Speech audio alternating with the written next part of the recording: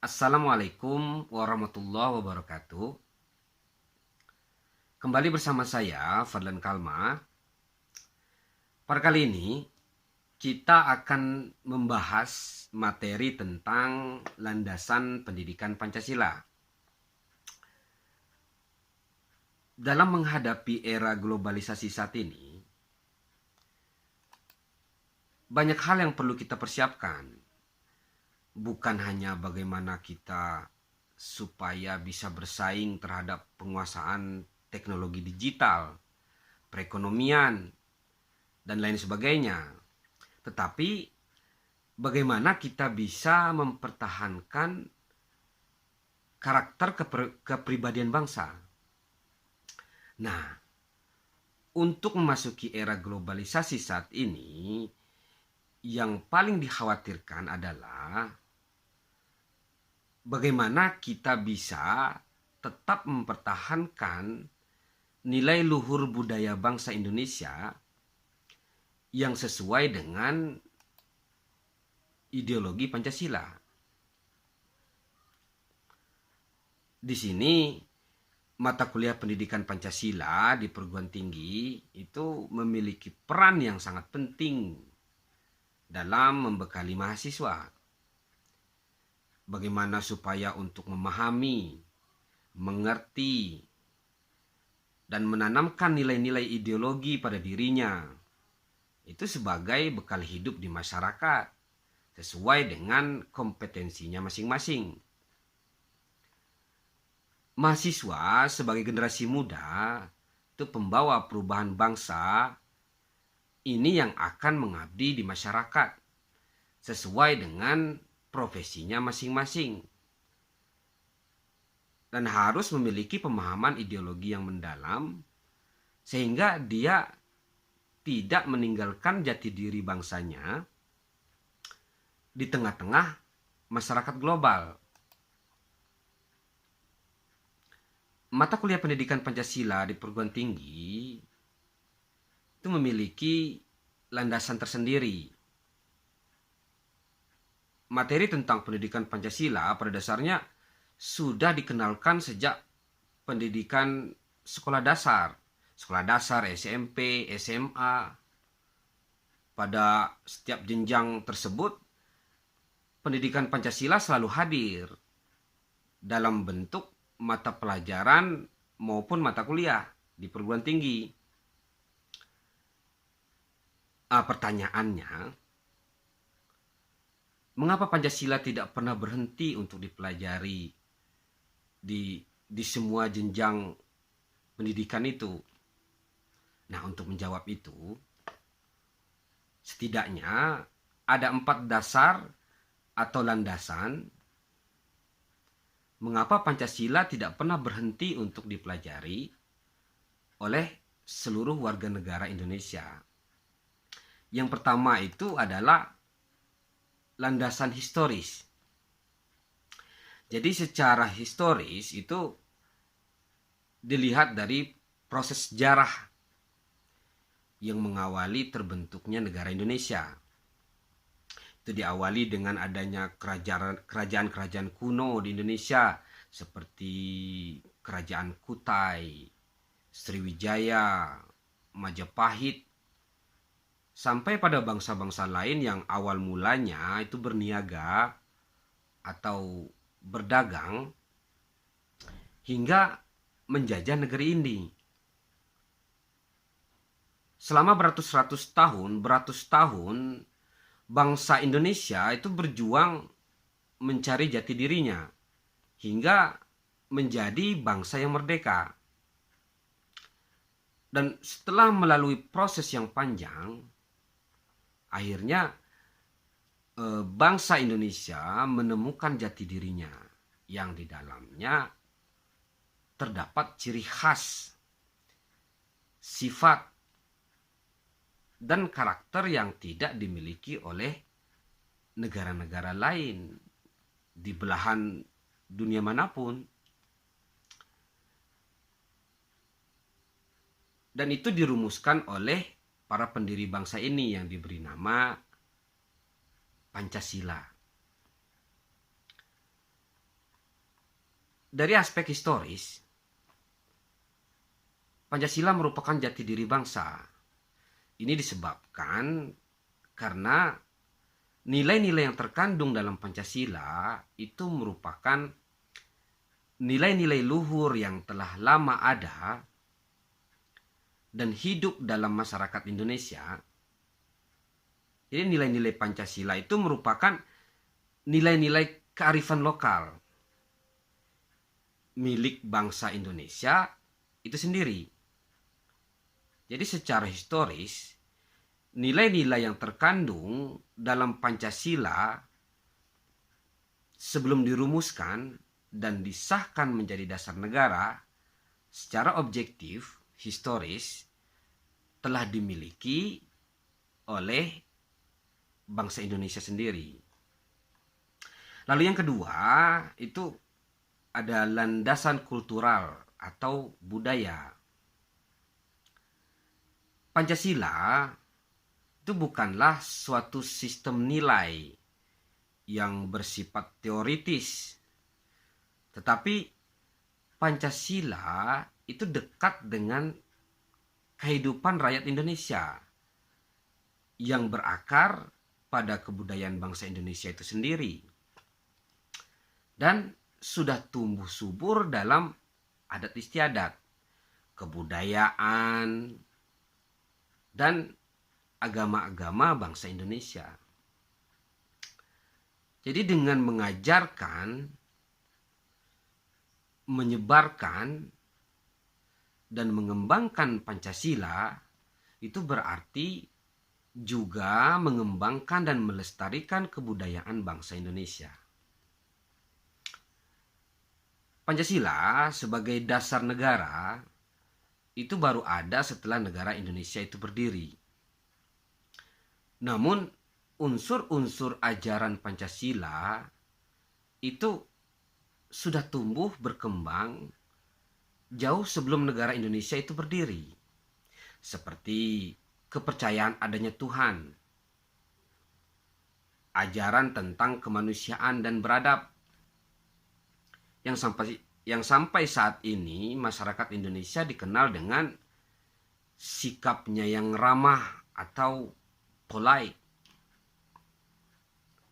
Benih rasa persatuan ini juga sudah lama ada. Semangat bermusyawarah. Masyarakat Indonesia merupakan masyarakat paguyuban, mempunyai semangat untuk hidup dalam kebersamaan untuk mewujudkan keadilan dan kesejahteraan. Nah, nilai-nilai kultural yang terpelihara yang sudah ada sejak Indonesia sebelum merdeka itu merupakan sumber ideologi yang dikemas ke dalam Pancasila. Itu yang membedakan Indonesia dengan negara lainnya. Lalu yang ketiga ada landasan yuridis. Yuridis itu berasal dari kata yuris yang berarti hukum. Jadi landasan yuridis itu mengacu kepada peraturan perundang-undangan yang melegitimasi pendidikan Pancasila. Penyelenggaraan pendidikan Pancasila itu memiliki landasan yuridis, yaitu Undang-Undang Nomor 12 Tahun 2012, itu tentang pendidikan tinggi. Awalnya, di dalam Undang-Undang Nomor 20 Tahun 2003, itu tentang sistem pendidikan nasional, itu menyatakan bahwa pendidikan nasional adalah pendidikan yang berdasarkan Pancasila dan Undang-Undang Dasar tahun 1945 yang berakar pada nilai-nilai agama, kebudayaan nasional Indonesia dan tanggap terhadap tuntunan perubahan zaman. Lalu dalam pasal 37 Undang-Undang Nomor 20 Tahun 2003 tentang sistem pendidikan nasional itu juga disebutkan bahwa kurikulum pendidikan tinggi itu wajib memuat yang pertama pendidikan agama, yang kedua pendidikan kewarganegaraan, dan ketiga bahasa. Jadi berdasarkan hal ini, maka pendidikan Pancasila itu tidak lagi merupakan pendidikan yang wajib diberikan di perguruan tinggi. Namun pada Undang-Undang Nomor 12 tahun 2012 tentang pendidikan tinggi, pada pasal 35 itu dinyatakan bahwa kurikulum pendidikan tinggi wajib memuat mata kuliah yang pertama agama, kedua kewarganegaraan, ketiga Pancasila,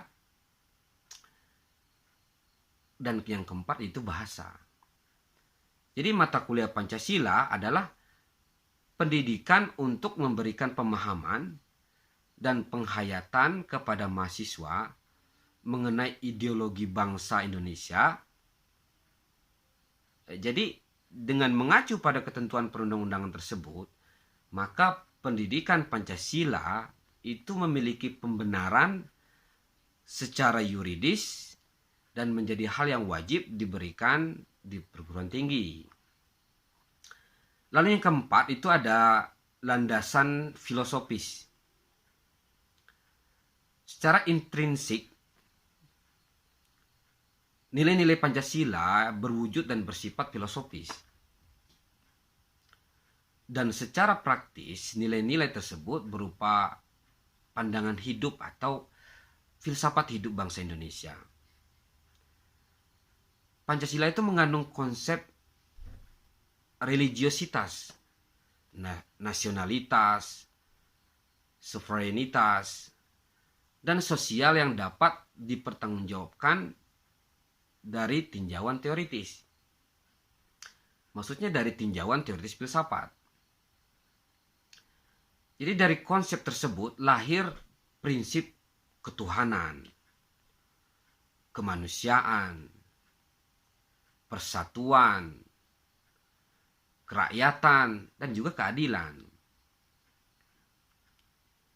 Nilai Pancasila itu dianggap nilai dasar dan puncak budaya bangsa sebagai hasil perenungan atau pemikiran yang sangat mendalam. Oleh karena itu, nilai tersebut diyakini sebagai jiwa bangsa atau Volgeis, kepribadian, dan jati diri bangsa.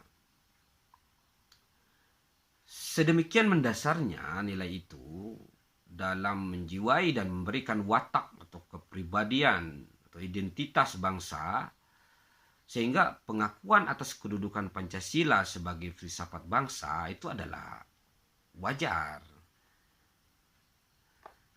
Pendidikan Pancasila itu secara filosofis itu sangat logis sekali dan strategis sebagai landasan untuk mengkaji, mengembangkan, melaksanakan, dan mengamankan nilai-nilai filosofis bangsa.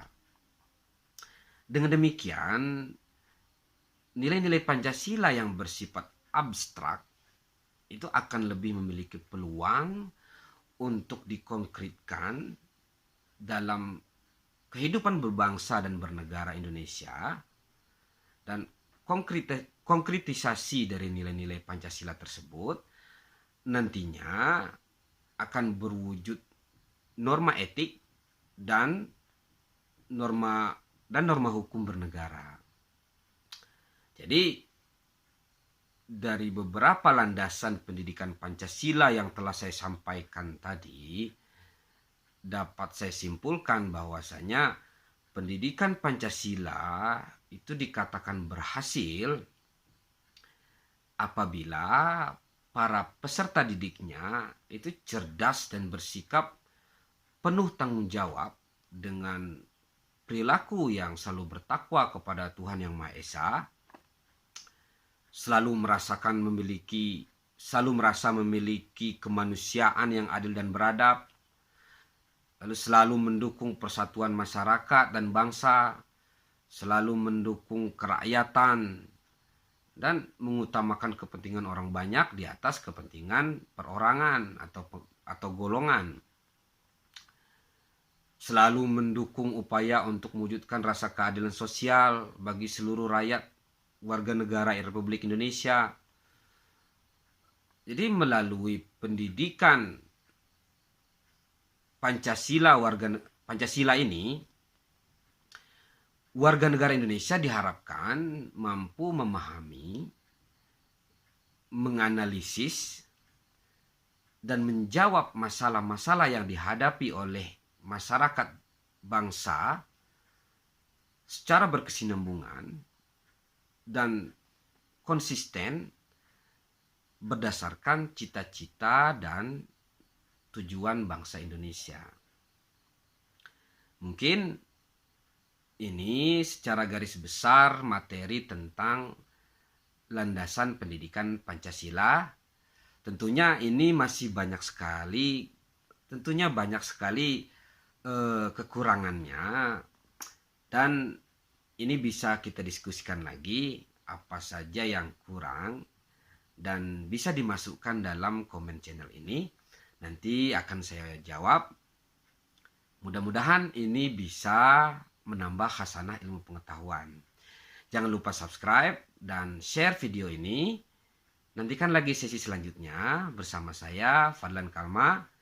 Demikian, Assalamualaikum warahmatullahi wabarakatuh.